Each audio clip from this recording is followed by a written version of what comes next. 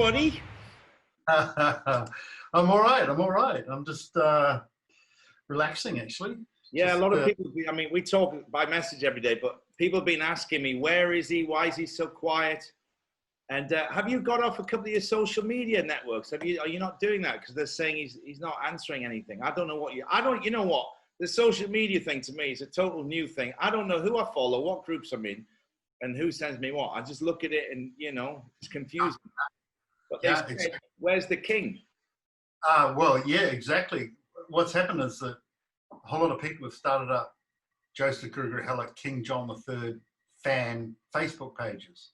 Yeah. And sometimes I go on Facebook and I'm on a fan page and I want to get rid of some shell and I can't because it's actually not my page. So I've had to repeatedly go back to people and say, which one's my page? And I go, oh, it's King's Patriot.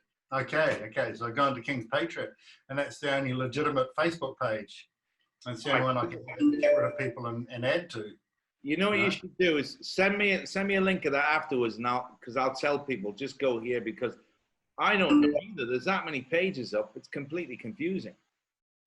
Yeah. And you got to wonder if it's on purpose. Yeah.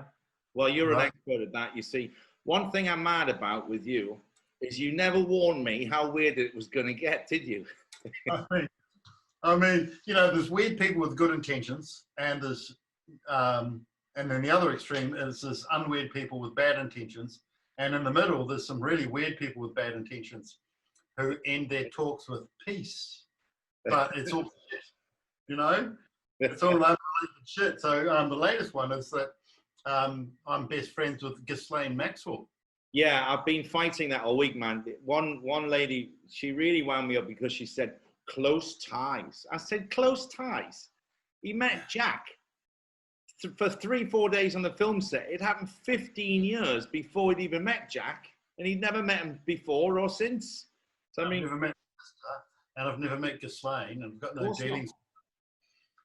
You know, so people are really clutching at straws because there is nothing happening. Yeah. There's bullshit COVID, and the British royal family have been given their Flatline Royal, and they've been given their Flatline Royal marching orders. Yeah. And they're not allowed back into any symbols. So they're not allowed back into Buckingham Palace because they've basically trounced the United Kingdom and they've trounced the whole status of royalty and just destroyed it into pedophilia, cannibalism, murder, mass murder, heroin trafficking, shitty, useless laws, and giving away the United Kingdom to a bunch of creepy Nazi pedophiles in Europe. You know, 6 months ago, people would have said you're crazy, but, you know, with all the information slipping out now, it's becoming more and more clear that everything you've talked about is true. I mean... yeah, not only that, is that the legal documents I've deposited and sent to Trump and the Queen and the Pope and the Prime Minister of Israel and Putin and the entire British royal family and the head of Freemasonry. They're using it as a script. They're so solid on my information. It's the script. So, right? Yeah, explain that a bit, then. Well, the first 20 pages I did in my statement of claim that I first recorded in the Common Law Court of Great Britain and International on the 1st of November 2019. Yeah. And then posted out on the 17th of November 2019. They're just running. They're running with it. They're working on it. They're enacting it. They're doing everything I've said and reacting to it in a negative and positive way. Like, you know, they're in denial, but they're running away, or they're removing, say, Prince Andrew. And it's all good. It's all good. Well, this is one of the things we should talk about, because the last episode we put out, it said in 21 days they've got time to respond to your points. So as of today, what's today? Today's the 28th, is it? 28th of July, 2020. 28th of July. Have you had anything back contesting any of the points you put in there? No. I've had an affirmation from President Donald John Trump. Yeah, tell us about that. You mentioned that to me, but it's better that you would talk about that. I sent him the documents. I sent everyone the documents on the same day. He received his, it spent like £55 posting it to him. So it got there quick, you know, it got there in about 4 days. I think I posted them on the 14th July.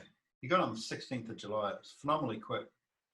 And a week, so what it outlined was that the courts of England and Wales are heavily invested in a secret private stock exchange that is run and dominated by heroin traffickers, drug traffickers, and human traffickers in Jacksonville, Florida.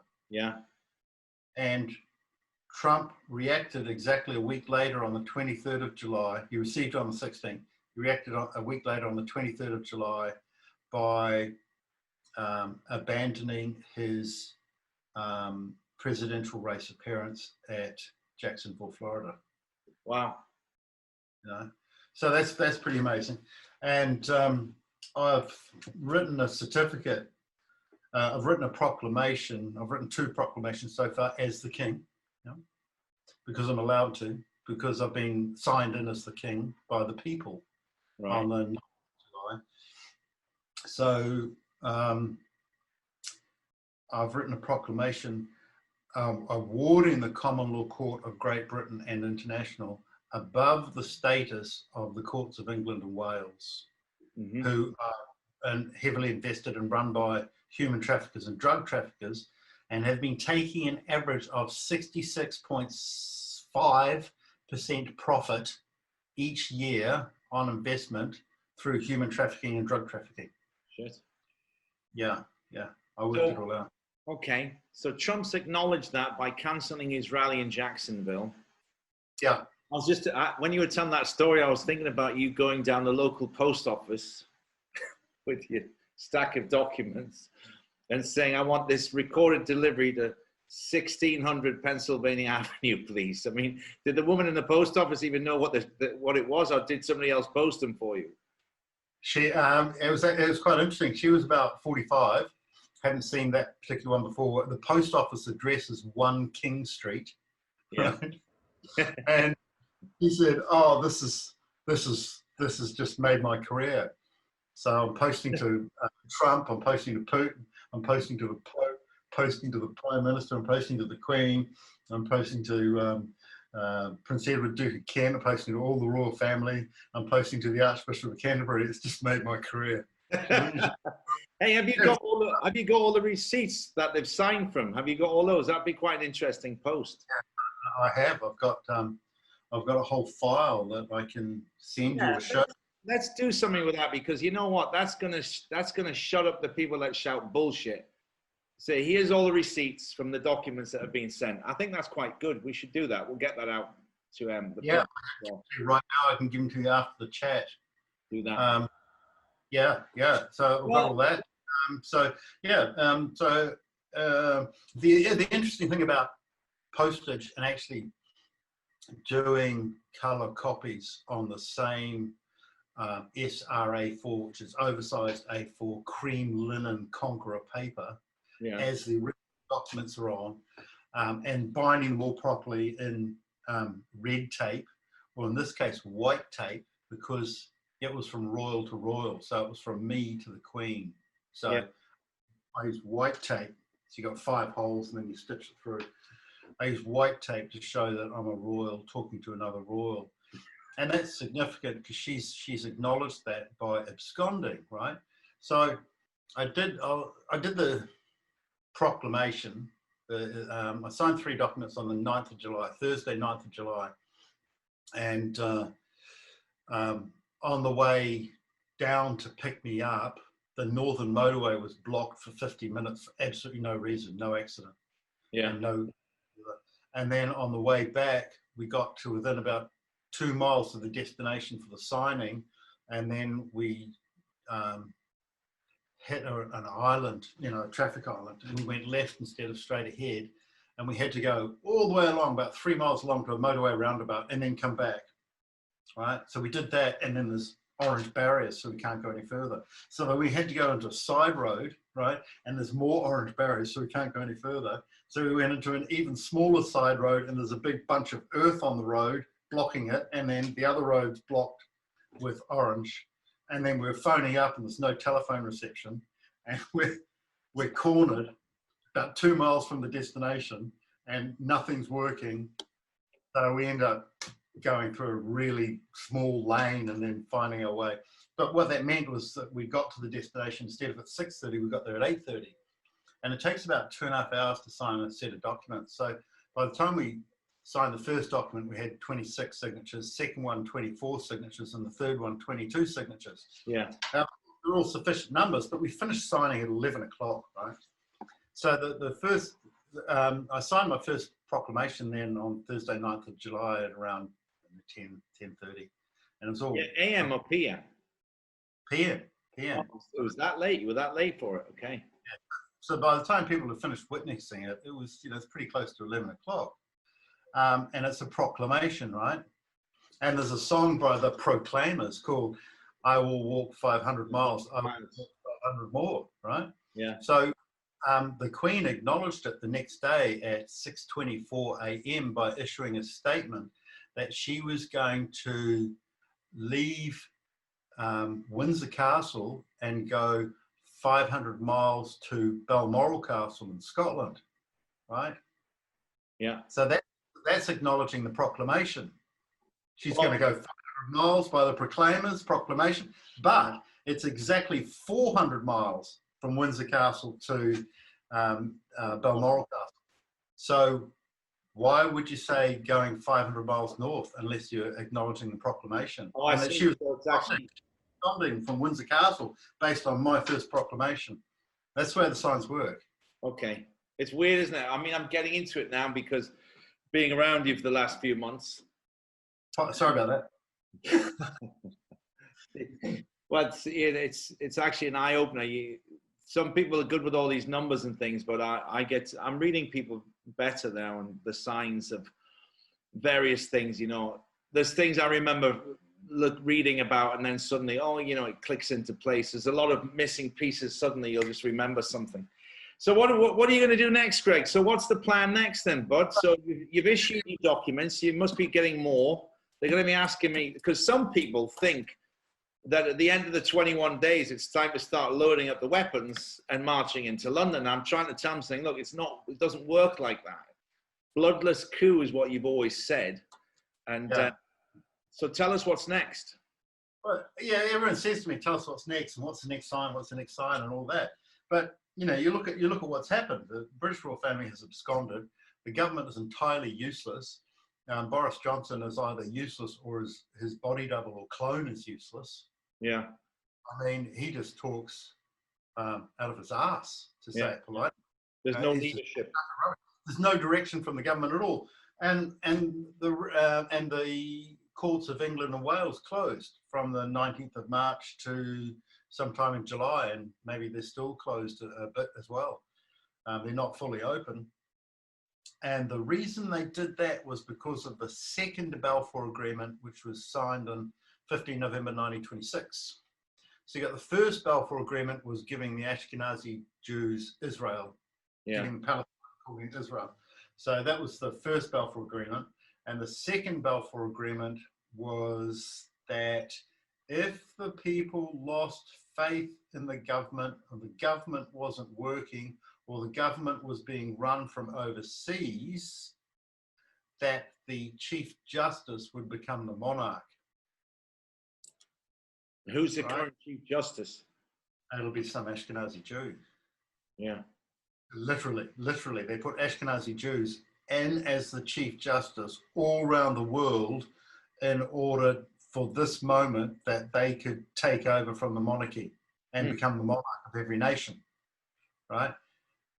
But the judiciaries are closed, and I've done a proclamation awarding the courts of the United Kingdom, the highest courts, as the common law courts of Great Britain and international, not the courts of England and Wales, who are proving to be human traffickers and drug traffickers and totally ignore common law. And most of the people going to court, they just want some common law. I've been harmed, I want retribution. Yeah. And it's to be one step, go and get it done. But it's not, it costs you know, £10,000 to go to court for anything that's £450,000 and over. And then if they decide that you make one mistake, or if the judge is biased and refuses to recuse himself, you're then looking at £250,000 to go to the Court of Appeal. And then you've got to win that even before your case starts, right? Yeah. So the courts of England and Wales are a non-court, and they're all set up to ensure that cases are not heard, so that people die early of begrudgment. You keep mentioning England and Wales. Why do you not put Scotland in that category? Scotland's got a different court, and Ireland or Southern Ireland has a different court as well. Yeah. So the court of Scotland is quite different. So it's the court of England and Wales. It's known as that. Has some influence in Northern Ireland and some influence in Scotland, but it's not one court system here at all. And the rule is that a nation without a court is not a nation. Mm-hmm. So the United Kingdom has not had one court ever, and England and Wales do not have a functioning court. They've got a pedophile and drug trafficking movement that's profiting off that at 66.5% per annum over the last 16 years, at least. I mean, right? the intel that you've got on everybody, man. I mean, I'm glad I'm not a bad boy. Shit. People say, where do you get your intel? You know? And it's like, well, you know, have a meeting with General Lazy, you know, which is do nothing, and then it just comes up. You must have been struggling before the internet, though, to get all these. That's why I suppose you were a specialist in New Zealand and not really, you know, leaving far from there. Well, actually, before the internet, I was working on the fall of the Berlin Wall. Yeah, I know that. We didn't need the internet. We didn't need the internet. And the internet and cell phones have taken up certain frequencies that human beings used to be able to access. Mm-hmm.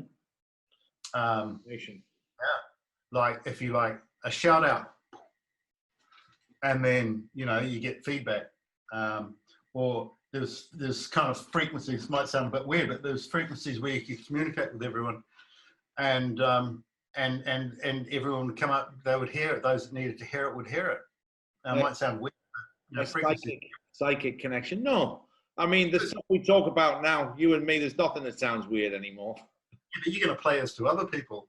That's what I keep saying. I was saying, well, at least 2020 didn't get weird.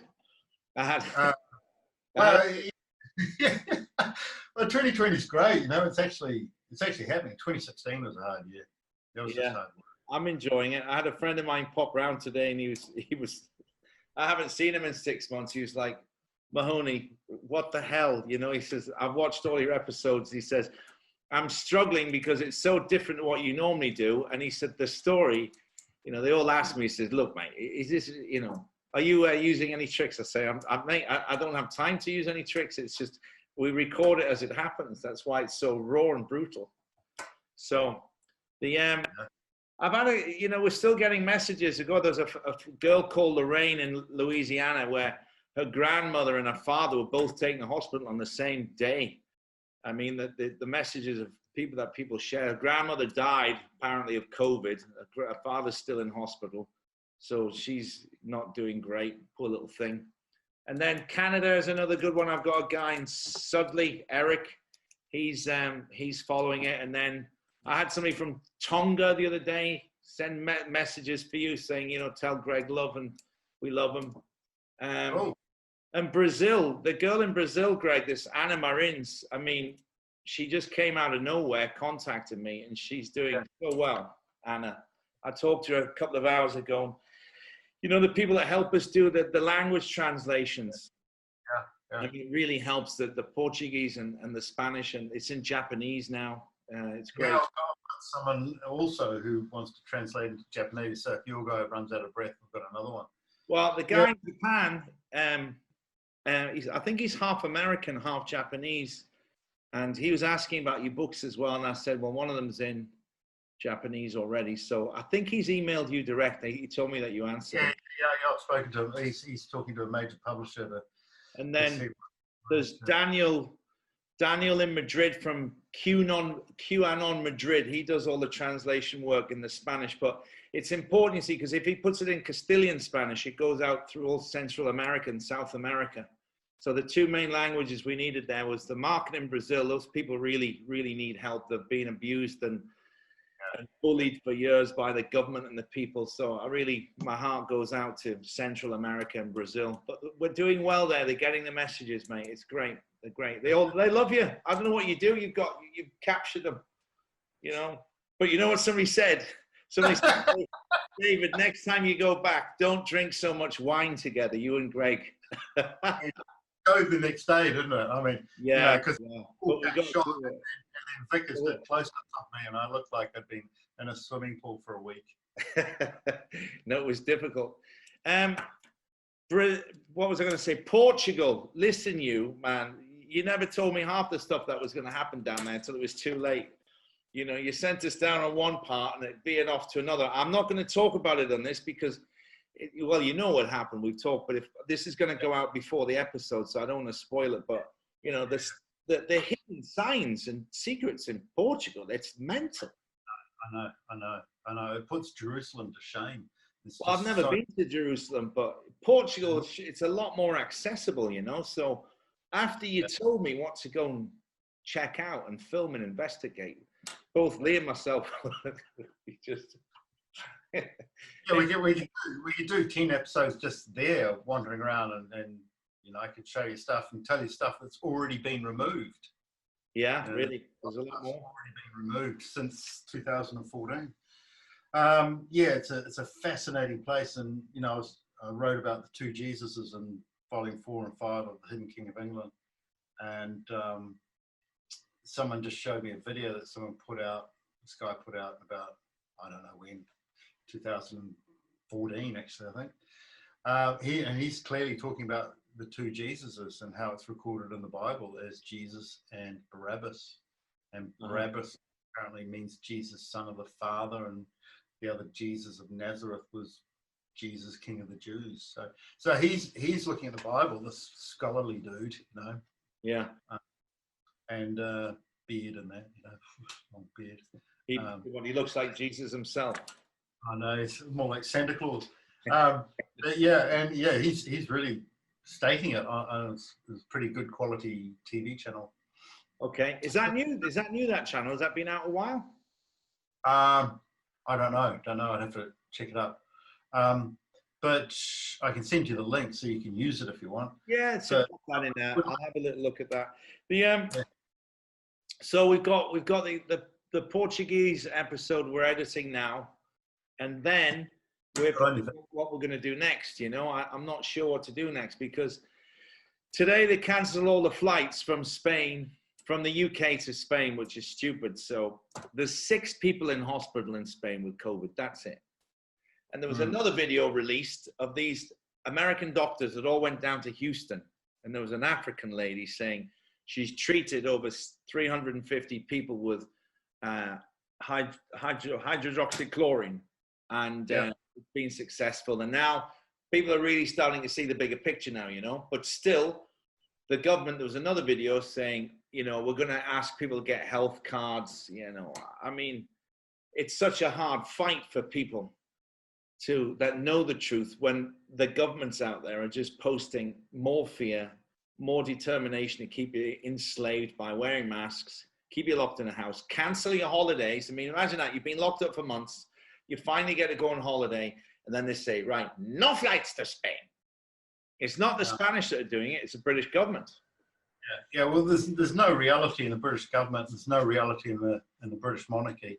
And it appears that the British government stole the sovereignty in around 2012 off the Queen, partly in reference to my works, which I'd already published, about a 100-page version, which I wrote in 6 weeks of The Hidden King. And I was giving a talk up in Scotland, and there was a reporter from the Times there, and she bought one. So that was enough to do it.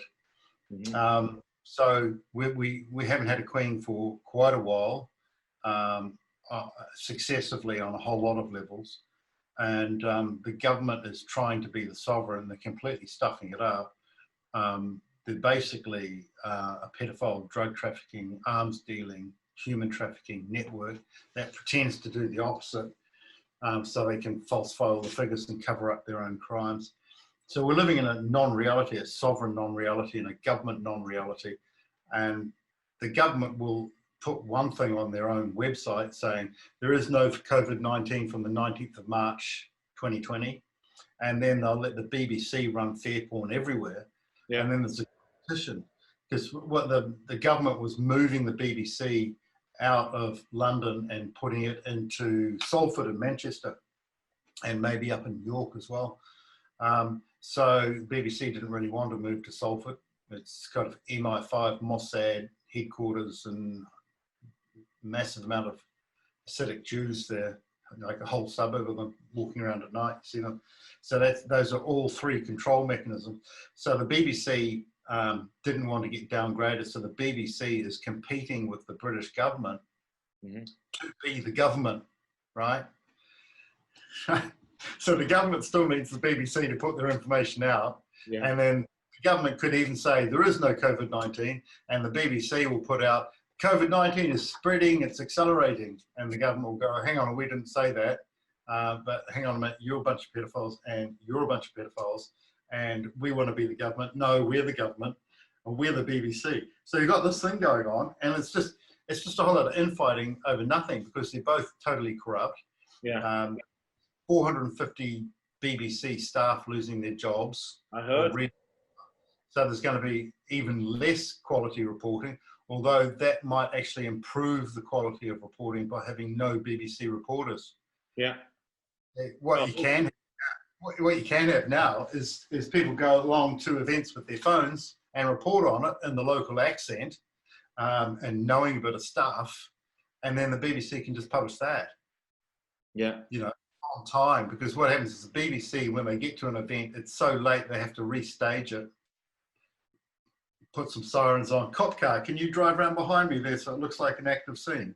Yeah. You know, and it's just all staged. So the whole way of reporting is gone, and you know the BBC will never get over Jimmy Savile, and it'll never get over the 4 metre high statue standing above the entrance of BBC since 1926, when the Queen was born. You know, so they politely removed that, but it was up from 1926. Oh. And the BBC was going to open in 1923, right? But they delayed opening until Queen Elizabeth II's birth, because she was just a commoner, and they were using the media, first in radio, then in TV, to promote her as a princess, but she never was, and they knew that. So that's why they used the BBC. It was our own personal radio station. It was, yeah, and that's why it's called Bullshit House. That's the local name for it. That's the British SAS name for the BBC, is Bullshit House. Really? Seriously, that's absolutely what they call it, and nothing else. Huh. That is all they call it. Really.